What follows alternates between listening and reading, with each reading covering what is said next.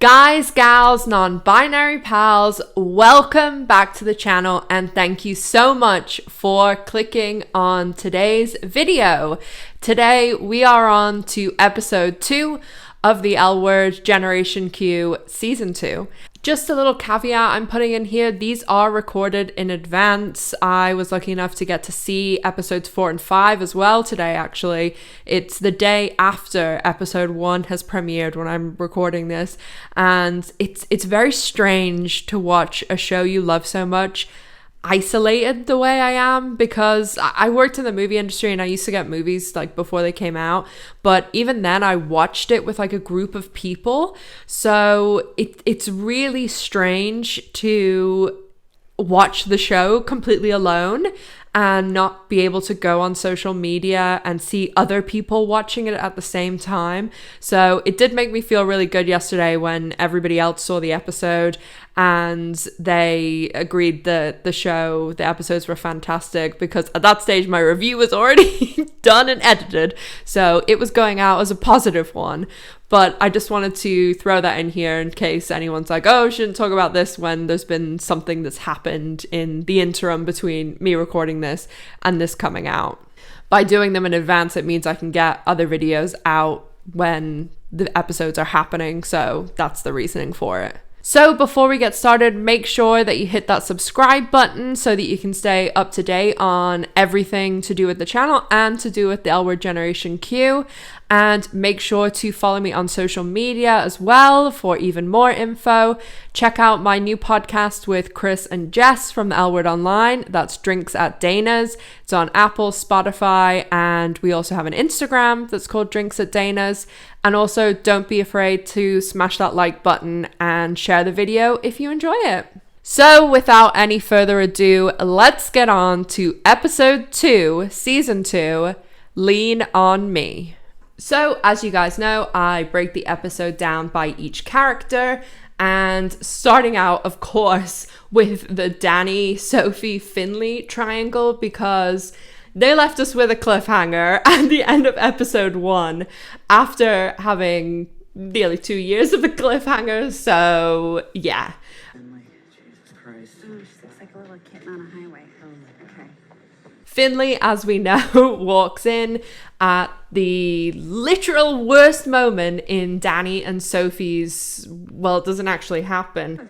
Huh? Well, it wasn't your greatest moment. Do you want me to get you out of here? I gotta go find Sophie. I could. Micah! I think that was the most selfish thing I've ever seen.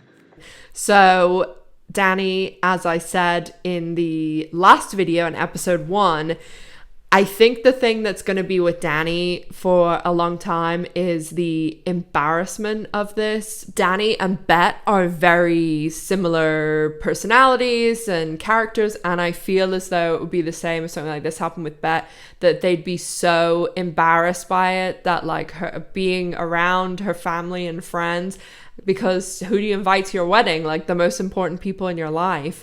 So I did see an interview with Ari Mandy, and it was actually after the premiere when they were doing that little interview with some of the cast. And Ari was saying that the wedding was supposed to actually be way bigger, and, you know, filming in a panorama and stuff, they had to whittle it down. And yeah, so I'm sure that Danny is just as embarrassed the other way, because wow, it's just so awkward. And Finley, like, literally is just dressed in like a hat and a tee, and like, oh god. Shane and Tess say it later to her too.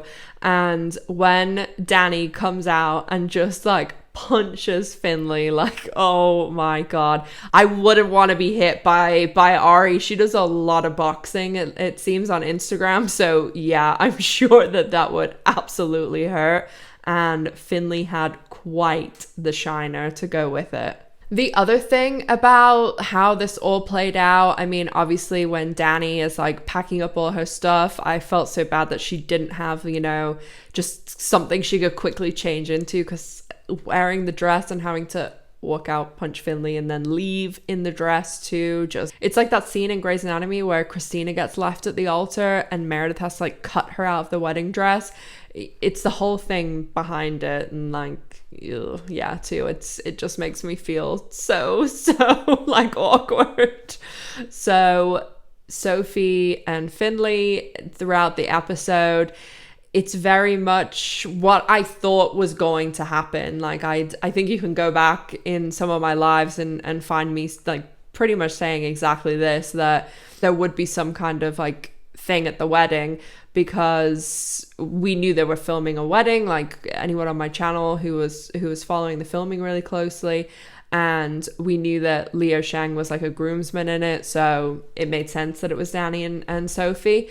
I was always saying it's not going to be like this simple thing where she picks Danny and everything's wonderful, or she picks Finley and they're like straight together, or what happened and this picks Danny but actually then something happens with Finley, that they're not gonna like get together immediately. There's gonna be this drawn out thing, because it's life and nothing is ever simple or easy. And at the end of the episode, we see them all kind of taking these first little steps, where Danny has gone and given Sophie like her mom's like casserole dish or something back. And then Finley is staying at the house because Mike has allowed Finley to stay there, and Finley's saying, oh, I'll go, and Sophie's like, no, stay. So that's obviously given Finley hope. And the thing about like Micah saying Finley can stay there, like obviously Finley's his friend, and Micah knew about Sophie and Finley. Okay, not straight away, but Maribel told him before the wedding, and I said this in my episode 1 review, Danny and Micah are supposed to be like best friends. So I would find it really hard if one of my best friends then didn't tell me like straight away that I was being cheated on by my fucking fiance. That like, I just, yeah, I understand why Danny's really mad at Micah, and then didn't tell me, and then was like, oh, hey, cheater, come stay at the house. So I know that they're having, you know, they have to have some sort of dynamic and things, and they are all friends too. Like that is definitely obvious from the first season, but I was a little disappointed with that, because I would be really annoyed if that happened. Danny, we do also have these 2 nice bookend scenes in this episode, where the very beginning, Bette shows up at Danny's dad's house and brings her, you know, something to eat. And we have this little moment where Bette says, you know, when Tina left, I didn't like when people asked me how I was doing. And having seen the first 5 episodes now, there's so many callbacks to the original series that I think I'm definitely not going to be able to do a video that's like every callback in the second season, because there is so much in episodes 4, especially, and episode 5. There's so many familiar people too, as well. Kate said it in an interview that there's some returning cast that people you wouldn't necessarily have thought of.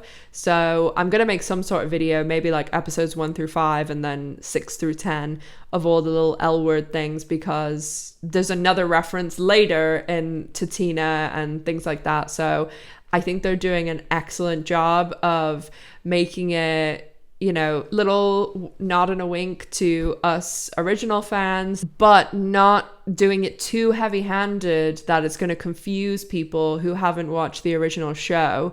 And if you're one of those people, you're missing out. Go watch the original show. So Danny kind of puts this wall up with Bette, and it's like, I'm fine, you know, and Bette's like, oh, she's pulling a Bette, just basically screaming, I'm fine, at someone, but obviously she's not. And then at the very end of the episode, we have Danny showing up, and she's really, really upset, and Bette's like, oh, I was gonna call you, and she gives her a hug. And I wish when I was upset I could just go and get a hug from Bette Porter too. So Danny, feel you on that one. But I mean, we did have this little confession from Danny last episode that, I mean, did we really need it? We knew that Danny had a big old crush on Bette, but again, don't all of us?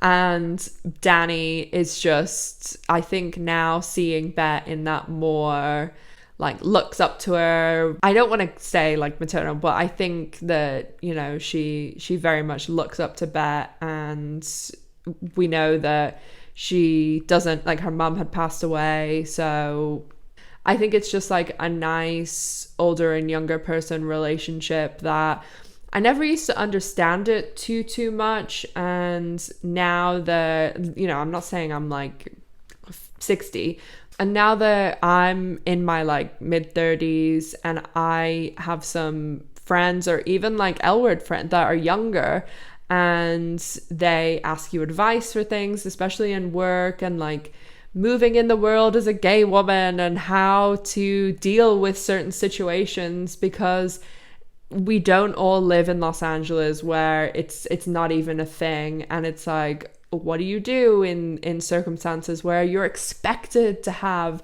you know, a male partner or silly things like that? So I think that these relationships are really warranted and really nice, and I definitely like the idea of Danny and Bette maybe not necessarily working together, but having this like friendship, mentor mentee. Finley, we did get a little bit more in her head and how things are going for her in the scene where it's Finley, Shane and Tess at Dana's, and Finley saying, you know, I went home, I got myself together, I stopped drinking. And one, great to hear that, because she was on a destructive path with that stuff. And I really enjoyed their conversation and their dynamic. I think the three of them work very well together, because Tess is like a very grounded person, but speaks her mind and everything. And although, yes, Shane is like older now and has it together, and she owns this bar and everything, and Shane's technically the boss, but Shane's still like a bit of a messy person, and Finley is a super messy person. So I like the whole dynamic of Tess, like, you know, helping them not be so messy. Oh, God. Sorry. Oh, come on, Finley. So Micah finally tells Jose to fuck off in this episode, and I literally was like, yes, finally. I don't know what it was, but I just never liked the Jose character. I didn't like him even before all that stuff came out about him having a husband, and now there's not even like rationale, like, oh yes, he's technically still married, but they are just about to sign the divorce papers. Like, he's full up, like, living in the house, playing husband and husband. So I'm really glad that Micah was like, nope, not for me anymore. And I love the Micah and Maribel like friendship, but I think something more is gonna happen, because I think that Micah's like a really nice, sweet character, and it's such a nice contrast against someone like Maribel, who is very like quick-witted, and I think they bring out good things in one another. So I'd definitely be really interested in seeing Micah and Maribel like develop further as a relationship. So Shane is very much in the poker world at the moment, and she is full on wants to have this game, and I'll talk about the game at the end because it's just brilliant. And as you guys know, I used to work in the poker industry, so I'm gonna talk a little bit about like the technical stuff, because they did get a lot of things right that normally people who don't know much about poker, there's little technical things that sometimes TV shows miss. So this was impressive.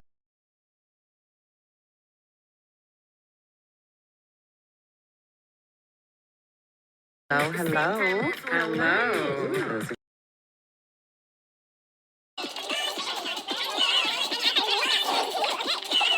Those are yours. Is this everyone? Yeah, I think this is it. Okay. And Shane has set it up, and she has Tess being the dealer and everything. So I foresee this being Shane's, like, a big storyline for Shane this season.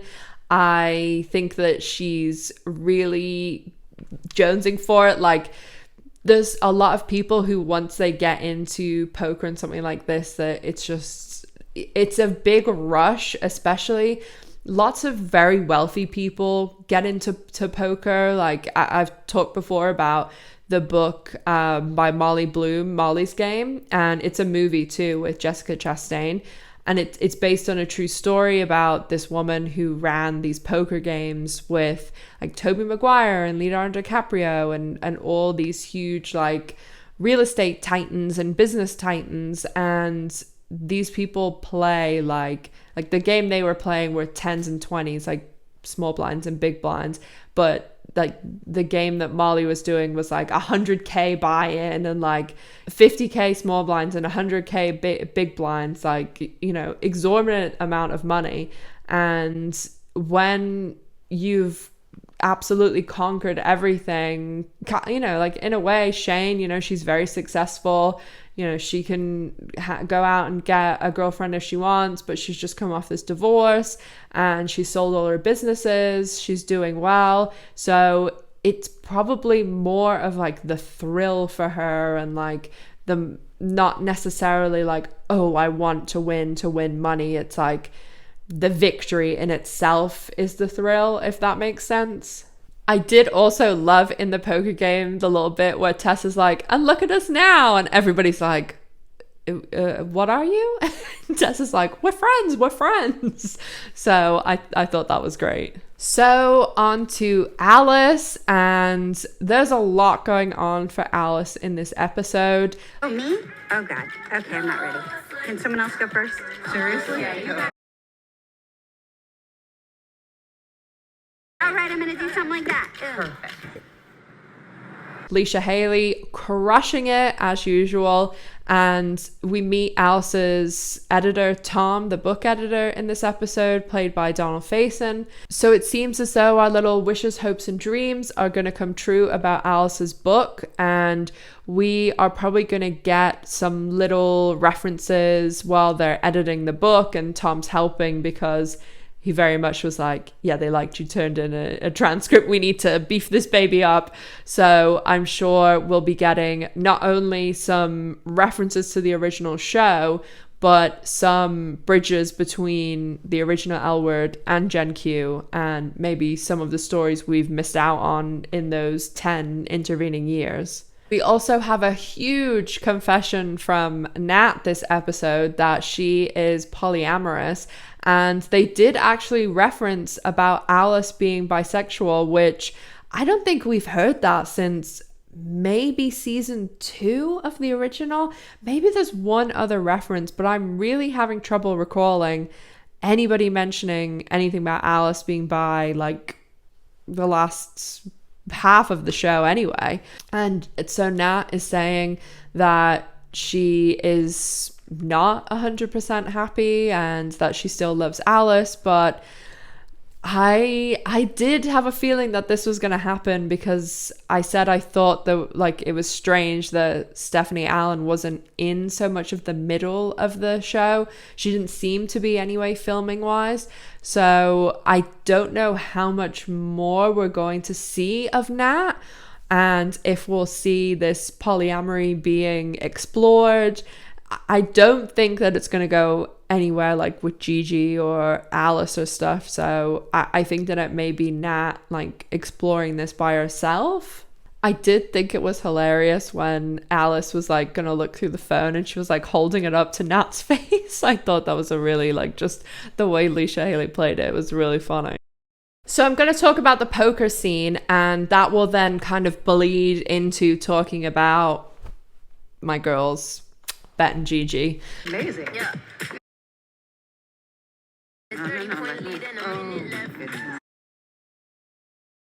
So I even actually have some props for this.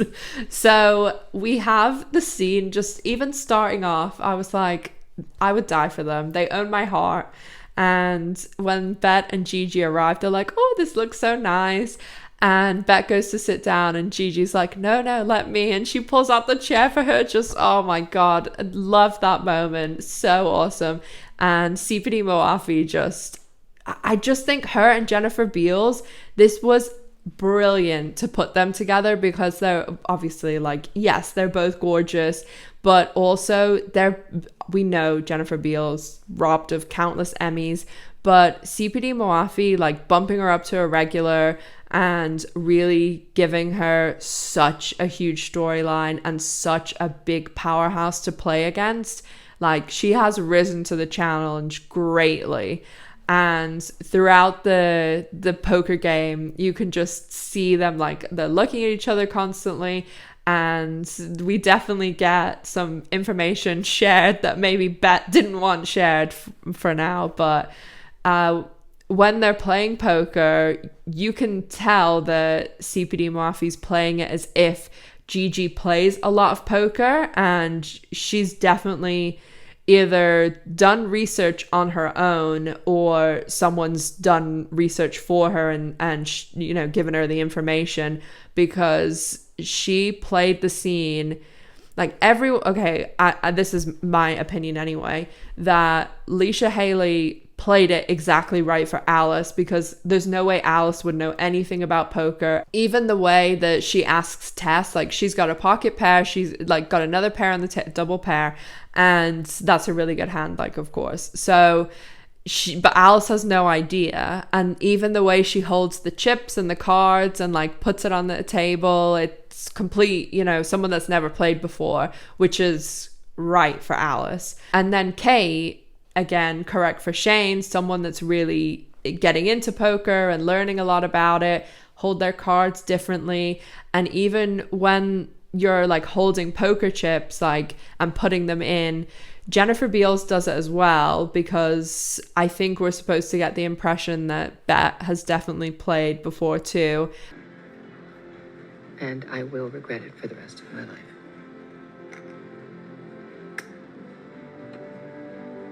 And when they're holding the chips, like, you'll notice when Alice touches the chips, like, she touches them all over and like puts them in like that. Get it on Nat, that's right.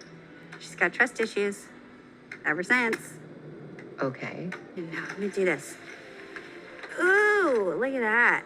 But when Shane and Bette are doing it, they do it like the right way. Film a little overview here, because you can't really do it when you're holding your hand up.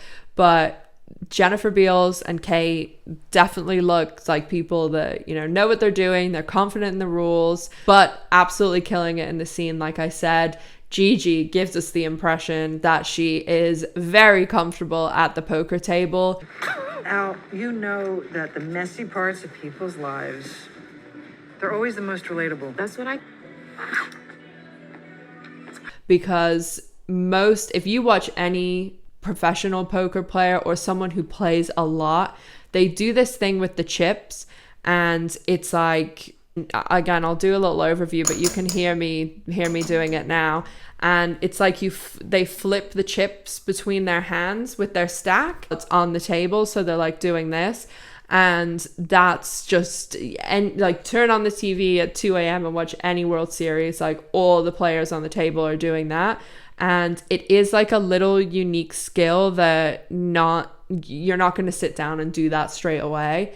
And even when she folds, the way that she like pushes the cards back and stuff, it looks seamless. And it's really impressive that either she's gone away and totally done it this way, or the writers and people on the show and director, showrunner have instructed her to do this. So, or maybe it's a combination of both, but this scene was done really, really well. So anyway, enough about the poker stuff. Gigi and Bette are also being named and shamed at the table for being cheaters. All right, look, everybody makes mistakes, right? Including you. You've cheated.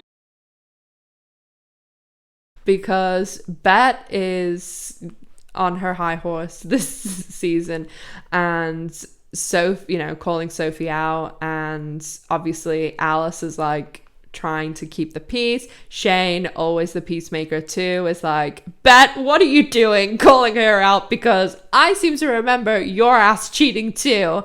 And Gigi's like, oh, like this. I was cracking up at this scene because the way, even earlier when Gigi says to Alice like, where's Nat, and she's like, are you fucking kidding me? And then when she goes home to Nat and has that line of, our plan is backfiring because I've got more Gigi, like they're killing it with these lines this season. So obviously we have Bette saying that she cheated on Tina like 17 years ago, call back to the original show again. And then we also, you kind of nearly miss it, and I watch TV with subtitles, so that's a lot of the time, like the Bette and Gigi references from season 1, sometimes they're like very quiet, or the camera's going off already to someone else and you just catch it at the end. But Bette, you can hear her saying, just don't put me in the book, I don't want to be in another book. It was obviously a reference to Les or Les Girls in season 4 and 5 with the lovely Jenny Schechter. So the only thing really left to talk about is the Bette and Gigi scene, because oh my god, I'm gonna put a little clip in here of me when I first watched this episode like 2 weeks ago. I can't talk about this show, what I'm seeing, for like another 2 weeks, but episode 2 I can't talk about for 3 weeks. So when you guys are seeing this, I may just have stopped rewatching the Gigi and Bette scene, because holy fuck, like dreams coming true. This season is just unbelievable. It's so good. It's so good. I have been holding my tongue so much about this scene, and then it's kind of lightened up a little bit the past few days because the trailer came out that shows this scene, like a split second of it, so I knew people were gonna know. But the word perfection comes to mind. Just brilliant, awesome. Would never get sick of watching this again and again. They were great, and I especially loved the like top off that was going on between them. And then though at the end we did have Bette get her way, I'm pretty confident they're going to be a switch situation. So overall, another awesome episode of the Our Generation Q season 2. I have just loved this season. It's absolutely brilliant, and it's only getting better and better. As I said, I am a huge fan of the Bette and Gigi situation, so keep that coming, please. And honestly, just everything. There's so much happening that, like, I just feel as though an episode goes by like that. There's something interesting with everyone, and there's honestly no one that I'm like, oh, I'm not really like into this storyline or this character. I really feel as though I am enjoying everyone on screen. Okay, sue me, I like Bette and Gigi the most, and you guys know Alice is another firm favorite of mine, but I feel as though the storylines are being divided very evenly, and we're really getting to know not only even more about these characters, but it's so much more of an interesting show, and I feel as though there's so much more going on, like storyline wise, rather than just about relationships. Like, yes, the relationships are still important, but everybody has some really interesting storylines, and how the characters are all intersecting as well. Like, it's very cleverly done, and I am just so excited for everyone to see the rest of the episodes, because I'm telling you, it keeps getting better. You can't believe that after this one, but they do. As always, make sure to let me know your thoughts down in the comment section, and don't forget to subscribe to the channel so that you can keep up to date with all of the information coming out about the L word. And also don't forget to follow me on social media, as I post a lot over there. And also I have a brand new podcast out at the moment called Drinks at Dana's, and it's with Chris and Jess from the L Word Online. So check us out on Apple, Spotify, and we also have an Instagram account. Also, don't forget that I am running a giveaway for a signed picture from Jennifer Beals, and it'll be any of the picture you can pick from. They're all the pictures she took it from the original L Word, and I'll get it signed for you. And if you want to be entered into that, just leave a comment on any of my reviews between episodes 1 and 10 of season 2, and don't forget you have to be a subscriber to win, so make sure that you're subscribed. I'm also doing giveaways on my live and in my trailer breakdown, so make sure that you check those out too. I'm going live every Monday at 7 p.m. UK, 2 p.m. Eastern, 11 a.m. Pacific, and 8 p.m. European time. So make sure to come and let me know your thoughts on the episode every Monday. And I'm also posting my trailer breakdowns every week and other scene analysis and little videos as well. So make sure to check those out every week. And I promise these are my last plugs. I also have a Patreon where you guys can join and become VIP Silver Stars. It's a little more of a personal behind the scenes thing. And also don't forget that I have an L Word merch store. So if you want to get your hands on some L Word merchandise, check out the link in my description box below. Pretty much everything I mentioned will be in the description box down below. So always check that out for all of the links for social media and everything. As always, make sure to stay safe, take care of yourselves. Enjoy the L Word Generation Q Season 2 only on Showtime, and I'll see you in the next one. Bye, guys.